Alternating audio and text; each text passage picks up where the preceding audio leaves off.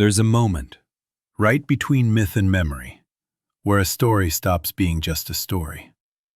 A moment where the line between what we fear and what we know becomes so thin you can barely see it anymore.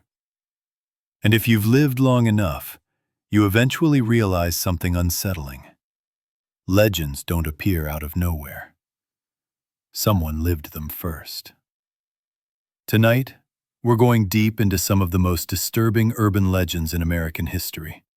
Stories people grew up repeating around campfires. Stories that were supposed to be harmless, until real documents, real witnesses, and real events revealed something else entirely. Let's start at the beginning, back in the 1950s. During a time when America was terrified of a single word: brainwashing. It wasn't just a Cold War buzzword. Families noticed real changes in the soldiers who returned from the Korean War. Men who once laughed easily now stared through their own children. Husbands didn't remember their own wedding day. Brothers came home but moved like strangers in their own houses. Their families said the same thing over and over. Something is missing. Something in his eyes is gone. Newspapers tried to explain it away as trauma, confusion, exhaustion. But inside military files, now partially declassified, there was a different explanation. A darker one. The whispering rooms. According to the documents, these were underground chambers, small and claustrophobic, where prisoners were kept in perfect darkness. No light, no windows, no time. Just a voice. A calm, steady voice, repeating ideas, suggestions, commands, over and over, until the boundary between your thoughts and the voice's thoughts dissolved completely. What's terrifying is that several soldiers insisted they never heard a voice with their ears. They said it was more like a thought sneaking inside their mind, a pressure behind their forehead, a thought they didn't choose, slowly becoming their own. Doctors didn't believe them. Psychologists wrote it off as delusion. But in interviews from the era, some of those same doctors admitted privately that the soldiers' behavior changed in ways they still can't explain. And you know what's worse? That was just the earliest proof that an urban legend wasn't a legend at all. Let's move forward a few decades, to forests across the United States. The legend is simple: silent watchers in the woods. People swear that when they go hiking, they feel eyes on them. Not animals, not people, something else. The story became so popular, teenagers told it at sleepovers just to scare each other, imagining a tall, motionless figure standing between the trees. Except in 1978, dozens of park rangers filed official reports describing exactly that. They saw a human-shaped figure standing completely still, far too still, staring directly at hikers. When approached, the figure didn't run, didn't react. It just vanished. And I don't mean ran fast. I mean gone. No rustling branches, no retreating footsteps, just empty space. Authorities dismissed the reports as shadows or optical illusions, but deep inside the ranger logs, one repeated detail doesn't match any known explanation. The footprints. Bare, wide, almost perfect. Too perfect. They looked like someone tried to carve the shape of a human foot from memory, but got the details wrong. One ranger described them as the idea of a foot, not an actual one. Now let's talk about the legend of the man who comes back wrong. This story appears in almost every culture. Someone disappears, everyone assumes they're dead, and then one day they show up alive, but different.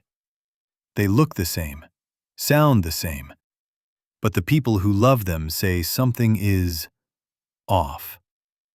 Their mannerisms, their timing, their reactions, their silence. This legend became reality in 1962 with the case of Thomas Avery.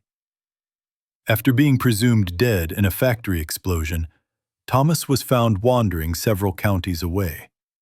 He recognized no one, not his friends, not his parents, not his fiancée. Doctors called it amnesia, until his family noticed something doctors didn't. He didn't copy Thomas's habits. He didn't accidentally trigger old memories. Instead, he created new behaviors, consistent ones, unnatural ones. He moved like someone imitating a human being, instead of actually being one. And then came the moment that made his case famous. Someone called him Thomas, and he paused with confusion before quietly saying, "That's not my name." DNA confirmed he was Thomas, but his medical evaluation ended with a single, chilling sentence. Subject recognized by genetic identity. Behavioral identity unresolved. No follow-up. No resolution. Just a man whose body came back, but whose mind didn't. Let's move on to the signal. The legend says a mysterious radio transmission went out decades ago, and people who heard it became anxious, paranoid, unable to sleep. The government denied everything. Sounds like a movie plot, right? Except in 1971, a real emergency broadcast tower accidentally broadcast a strange, distorted audio tone. No words, no pattern. Just a low humming that lasted several minutes. Hospitals reported a sudden spike in people suffering from panic attacks, dizziness, and overwhelming fear. Households reported feeling watched inside their own homes. A few listeners claimed something even stranger. They said their thoughts felt crowded, loud, like someone else was thinking inside their head. Officials blamed it on a simple malfunction, but one engineer later admitted the tone contained structured frequencies, meaning it wasn't noise. It was intentional. It wasn't a malfunction, he said. It was a message. Just not one meant for us. And now, let's take a step back. Why do these stories keep happening? Why do rumors and myths keep lining up with actual reports, actual documents, actual events? Because urban legends survive for one reason. They're warnings disguised as entertainment. We tell them to kids, but adults know the truth. Every legend is rooted in something real. Maybe the whispering rooms weren't isolated. Maybe the watchers in the woods didn't disappear. Maybe Thomas Avery wasn't the only person who came back wrong. And maybe that transmission in 1971 wasn't the first message, or the last.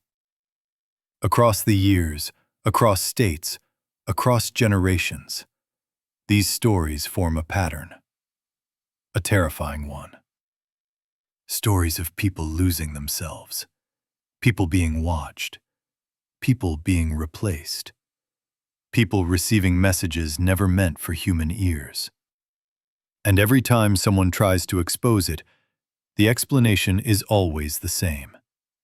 Illusion, stress, error. But patterns don't lie. You want to know the worst part? The more technology advances, the more the legends change. The watchers are no longer just in forests. The whispering rooms don't have to be physical rooms anymore. Signals don't need radios. People don't need to vanish to come back wrong. They just need to stay online long enough. So the next time you hear a story that sounds too bizarre to be real, don't ask if it could happen. Ask who it already happened to. And ask yourself why we keep pretending legends are harmless. Because the line between our nightmares and our news archives is thinner than you think. And if you want a part 2, where we go deeper into the cases the government still refuses to discuss, hit follow and tell me in the comments which one of tonight's stories felt like it could happen to you.